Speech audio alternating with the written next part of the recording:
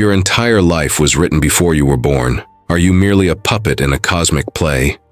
2,000 years ago, in the marketplaces of Athens and Rome, Stoic philosophers taught that every event in the universe unfolds according to an unbreakable chain of cause and effect. Centuries later, in the deserts of Arabia, Islamic theology would articulate its own doctrine of total divine foreknowledge, Qadr, the belief that nothing occurs except by God's decree written before the foundation of the world. Today, we pit the unwavering fate of Stoicism against the Islamic concept of divine decree to examine one of philosophy's oldest, most unresolved riddles. Does a predetermined universe negate your choices, or is your will and your response to what happens to you the only thing that ever truly belong to you? The logic of fate. What did the Stoics actually believe?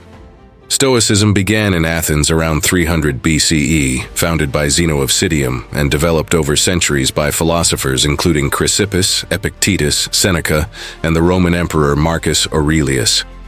At its metaphysical core sits a concept called the Logos, an active, rational principle the Stoics believed pervades and governs the entire cosmos, ordering all events into a single, unbroken chain of cause and effect they called haimarmene, or fate.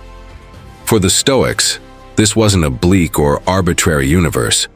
The Logos was understood as fundamentally rational and, in a real sense, providential. The universe unfolds exactly as it must, according to a coherent, intelligible order. Whether or not any individual human understands the reasoning behind a particular event. Chrysippus, the Stoic school's most systematic early logician, argued extensively that this causal determinism was compatible with human agency because human choices themselves are part of the causal chain. Our character and reasoning are real causal contributors to what we do, even though that character and reasoning were themselves shaped by prior causes reaching back indefinitely. This is where Epictetus, a former slave turned influential Stoic teacher, offered what remains. The school's most practically important contribution, the dichotomy of control. In his Enchiridion, Epictetus divides all of existence into two categories: things up to us, ephemen, namely our judgments, intentions, and responses, and things not up to us, namely external events, other people's actions, our body, reputation, and ultimately fate itself. Freedom, for the Stoics, was never freedom to alter the cosmic chain of events. It was freedom found entirely within how we judge and respond to what that chain delivers to us. Amor Fati.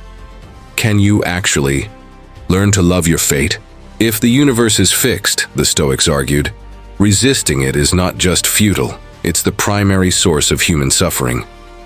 This idea finds its most memorable expression in the Latin phrase Amor Fati, love of fate, a phrase most closely associated with the 19th century philosopher Friedrich Nietzsche, who popularized it as a personal ideal, though the underlying concept draws directly on much older Stoic thought. Marcus Aurelius, in his private journal known today as the Meditations, repeatedly returns to this theme, instructing himself to accept whatever happens as necessary and even in some sense to be welcomed, since it flows from the same rational order that governs everything, including his own existence. Epictetus put it even more starkly. Do not seek for things to happen as you wish, but wish the things which happen to be as they are, and you will have a tranquil flow of life. The psychological logic here is precise, not merely poetic. If suffering arises primarily from the gap between what we want to happen and what actually happens, then radically accepting, even embracing, what actually happens closes that gap entirely. This isn't presented by the Stoics as passive resignation. Stoic ethics still demands vigorous effort, moral striving, and engaged participation in life. The reframing applies specifically to outcomes beyond our control, not to the effort itself, which the Stoics classified as fully within our power and therefore our full moral responsibility. What does a fully determined universe do to the human mind? It's worth pausing to ask a genuinely difficult psychological question the Stoics themselves grappled with. What happens to human motivation, ambition, and mental health in a universe where every event, down to your own thoughts, is part of a fixed causal chain? Stoic philosophy's answer rests on relocating the entire concept of freedom away from outcomes and toward the internal domain of judgment and will. Since praise, blame, success, and failure, properly understood, depend only on effort and virtuous intention, not on results that were never within your control to begin with, the Stoic framework claims to offer psychological stability precisely because it stops tying your sense of worth to things fate might reverse tomorrow. Modern cognitive behavioral therapy, notably, draws direct historical inspiration from this framework. Psychologist Albert Ellis, a founder of rational emotive behavior therapy, explicitly credited Epictetus's dichotomy of control as a foundational influence on his clinical approach to anxiety and distress. Critics, both ancient and modern, have raised a serious objection here. Does locating freedom so narrowly, purely within internal judgment, while conceding every external event and even the causal chain producing your own judgments is fixed, actually preserve meaningful free will at all? Or does it simply redefine freedom downward until determinism no longer feels threatening? This is a version of what philosophers today call the compatibilist position, the view that determinism and a meaningful, morally relevant kind of freedom can coexist, and it remains genuinely, actively contested in academic philosophy. Not a settled matter the Stoics resolved definitively 2,000 years ago. What is Qadr? The Islamic doctrine of divine decree. Turning now to Islamic theology, we find a strikingly parallel, though distinctly grounded, doctrine. Qadr, usually translated as divine decree, predestination, or divine measure. Belief in Qadr is traditionally counted as one of the 6 core articles of Islamic faith, alongside belief in God, angels, scripture, prophets, and the Day of Judgment, established in the well-known Hadith of Gabriel, recorded in Sahih Muslim, in which the Prophet Muhammad defines faith, iman, explicitly to include belief in divine decree, its good and its bad. The Quran reinforces this repeatedly. Surah Al-Qamar 54:49 states, "Indeed all things we created with predestination," and Surah At-Tawbah 9:51 has the Prophet instructed to say, "Never will we be struck except by what Allah has decreed for us." Classical Islamic theology developed a specific cosmological picture to describe this. A hadith recorded in Sunan al-Tirmidhi describes the first thing God created as the pen, al-kalam, commanded to write the decree of everything that would occur until the Day of Judgment, recorded upon a preserved tablet, al-Law al-Mahfuz, referenced in Surah al-Buruj 85:22. This gives Islamic theology a striking structural parallel to the Stoic Logos, a cosmic, all-encompassing prior ordering of events fixed before they occur. Does Qadr actually eliminate human free will? Here's where things get genuinely contested, not just between outside observers, but within Islamic theology itself, across roughly 14 centuries of internal scholarly debate. The Quran simultaneously affirms divine decree and direct human moral responsibility and choice, often within the same broader passages. Surah Al-Kahf 18:29 states, "Whoever wills, let him believe, and whoever wills, let him disbelieve," directly addressing human agency in belief. Surah Ar-Ra'd 13:11 states, "Indeed, Allah will not change the condition of a people until they change what is in themselves," placing moral and social responsibility squarely on human action. Since the earliest generations of Islamic scholarship, theologians have wrestled seriously with reconciling these two threads. Early theological schools took sharply different positions. The Jabriya emphasized near-total predestination, viewing humans as having essentially no real independent causal agency. Actions happen to people rather than being genuinely chosen. In direct opposition, the Qadariya and later the Mu'tazila school emphasized robust human free will, arguing humans genuinely create their own actions, partly to preserve the coherence of divine justice. How, they asked, could God justly punish someone for an act that person had no real power to avoid? the position that became dominant within mainstream Sunni theology, associated especially with the 10th century theologian Abu al-Hasan al-Ash'ari, is known as kasb, usually translated as acquisition. On this view, God creates the actual power and outcome of every human act, but the human being genuinely acquires or exercises real choice and intention in directing that God-created power toward a specific action, making the person morally responsible for their intention and choice, even though the underlying causal power ultimately originates with God.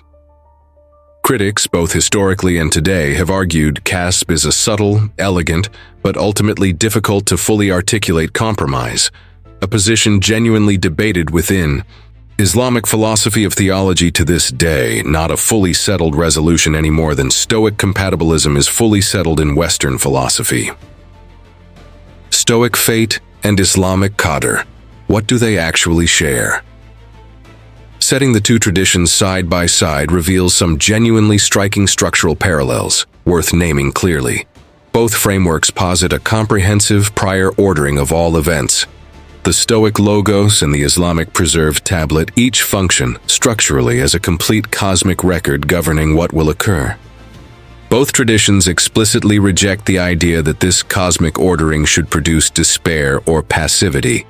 Stoicism through Epictetus's dichotomy of control, Islam through a widely cited hadith recorded in Sunan al-Tirmidhi, in which the Prophet tells a companion to tie your camel, then trust in God, a teaching classical and modern Islamic scholars consistently interpret as commanding active human effort and reasonable precaution alongside genuine reliance on divine decree, not effort's abandonment. Both frameworks, in other words, insist that belief in a predetermined outcome should motivate diligent, virtuous action, not fatalistic inaction. A shared psychological and ethical instinct arrived at through very different metaphysical roots. Where do the two traditions genuinely diverge? The parallels are real, but so are some fundamental differences worth stating precisely rather than blurring together. The Stoic Logos is an impersonal, rational principle, cosmic reason itself, not a personal deity who wills, judges, hears prayer, or responds relationally to individual human beings. Islamic Qadr, by contrast, is explicitly the decree of a personal God who is described throughout the Quran as merciful, responsive to supplication, dua, and who explicitly commands moral striving with promised reward and consequence attached. This produces a meaningfully different psychological posture. Stoic acceptance orients primarily toward impersonal cosmic reason. Islamic acceptance, often expressed through the concept of tawakkul, reliance upon God, orients toward trust in a personal, relational, morally engaged deity, which classical Islamic scholarship holds changes both the emotional register of acceptance and the theological weight of prayer and repentance as meaningful, efficacious acts within the decreed order, not mere psychological comfort exercises. There's also a structural difference in the afterlife and moral accountability. Stoic ethics, while deeply concerned with virtue, doesn't rest on a doctrine of eternal post-mortem judgment and reward in the way Islamic theology's Day of Judgment framework does, meaning the ultimate stakes attached to how one responds to fate differ significantly between the two systems, even where their practical advice about accepting circumstances converges closely. If everything is already decided, why try at all? This is the objection both traditions face most directly and most often from outside critics, and it's worth presenting both answers side by side. The Stoic answer, developed most clearly through Chrysippus's causal theory, holds that your effort itself is not separate from the causal chain producing outcomes. It's part of that chain. Fate doesn't bypass your choices. It operates in part through them. Believing this shouldn't produce passivity, the Stoics argued, precisely because your diligence or laziness are themselves real causal contributors to what fate ultimately produces. An argument sometimes called the lazy argument objection, which Chrysippus directly addressed and rejected in his surviving fragments. The Islamic theological answer runs on a structurally similar logic. developed extensively by classical scholars addressing exactly this objection. Since no human being knows in advance what has been decreed for them, and the Quran and Hadith repeatedly command active moral effort, striving, and reliance on God together, classical scholars like Al-Ghazali argued that treating decree as a license for inaction represents a theological error, using knowledge that is, by definition, inaccessible to any human being in the moment of decision as an excuse to abandon commanded effort. The tie your camel hadith discussed earlier functions within Islamic scholarship as precisely this corrective. Decree and diligent human effort are understood as operating together, not as alternatives where one excuses abandoning the other. Is this debate still relevant today? Far from being a purely ancient dispute, this question sits at the center of contemporary philosophy of mind and neuroscience. In the 1980s, neuroscientist Benjamin Libet conducted influential experiments suggesting measurable brain activity, the readiness potential, preceding a subject's conscious decision to act by a fraction of a second. Findings widely, though controversially, cited as evidence that conscious, free choice may follow, rather than initiate, underlying neural processes.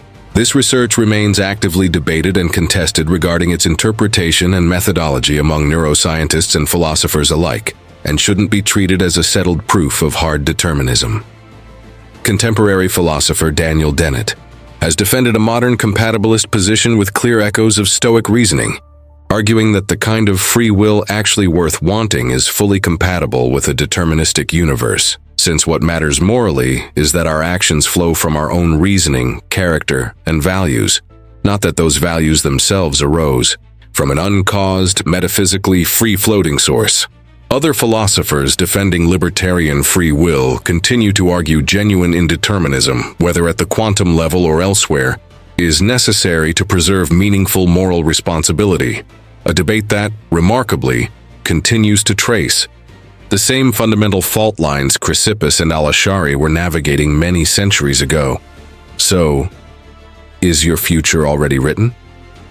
Two ancient traditions built on entirely different metaphysical foundations arrive at a strikingly similar practical answer. Yes, in some meaningful sense, the broader shape of events lies beyond your control.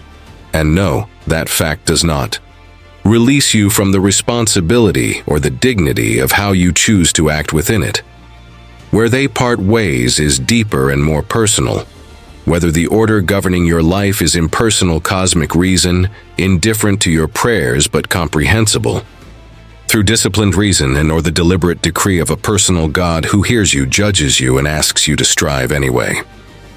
Perhaps the most honest conclusion 2,000 years of philosophy and theology can offer is this: the question of whether we are truly free may never be fully settled. But both traditions agree, across an ocean of metaphysical difference, that how you respond to what happens to you remains entirely, undeniably yours.